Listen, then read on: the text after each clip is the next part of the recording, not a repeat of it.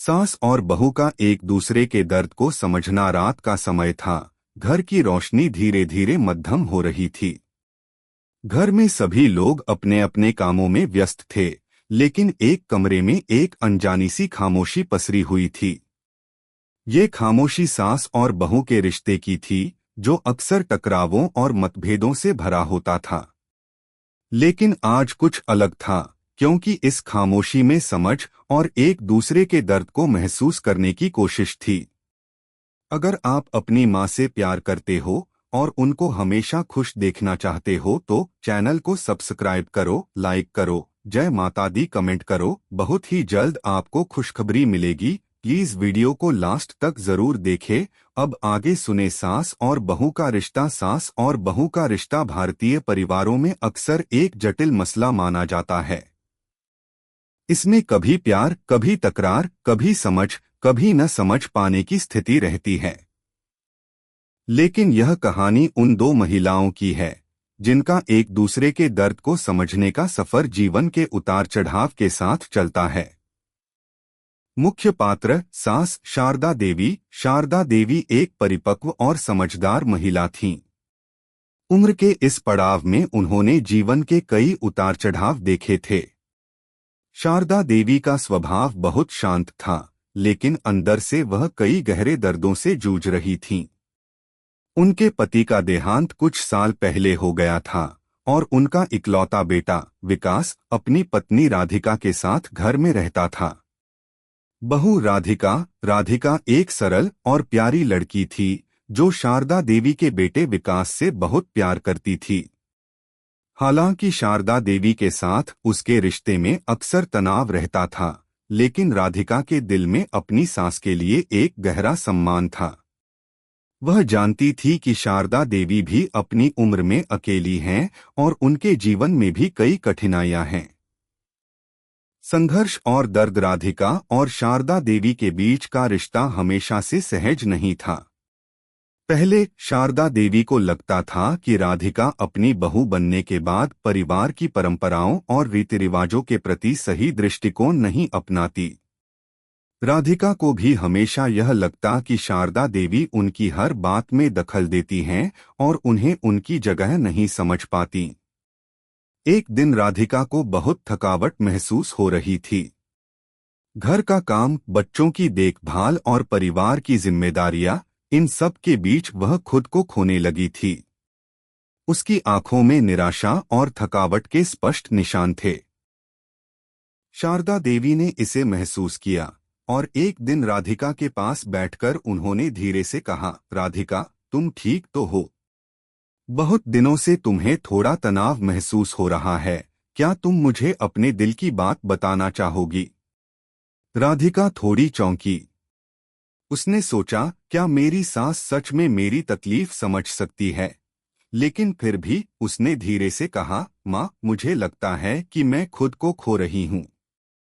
मुझे लगता है कि हर दिन बस काम ही काम है और मुझे लगता है कि कोई मेरे दर्द को समझता नहीं है। सास का दर्द। शारदा देवी ने राधिका की बातों को ध्यान से सुना। वह जानती थी कि यह दर्द सिर्फ राधिका का नहीं था, बल्कि उनकी खुद की भी यही स्थिति थी। शारदा देवी के जीवन में भी कई दर्द थे, जो वे अपनी बहू से साझा नहीं कर पाती थीं। उनके पति के जाने के बाद शारदा देवी का जीवन एकाकी हो गया था। विकास और राधिका के पास हमेशा समय नहीं होता था और वे अपनी व्यस्तताओं में खोए रहते थे। शारदा देवी को लगता था कि राधिका उनकी परवाह नहीं करती और विकास भी उनकी देखभाल करने में लापरवाह हो गया था। फिर शारदा देवी ने राधिका के साथ अपनी पीड़ा साझा की। राधिका, मुझे भी कई बार यह महसूस होता है कि मैं अकेली हूँ। तुम दोनों के बीच के रिश्तों की वजह से कभी मुझे यह लगता था कि मेरी बातों को कोई नहीं समझता। लेकिन अब जब मैं तुम्हारा दर्द देखती हूँ तो मुझे समझ आता है कि तुम्हारा दर्द भी मेरा दर्द है। राधिका की आंखों में आंसू थे। वह समझ चुकी थी कि सास की कड़वाहट या आलोचना की वजह केवल वह अकेलापन था जो शारदा देवी महसूस करती थीं।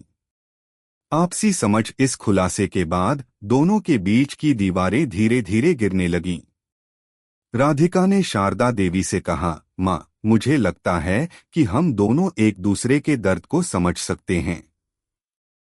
अगर आप मेरे साथ अपना दर्द साझा करेंगी तो मुझे भी आपका साथ देने का मौका मिलेगा।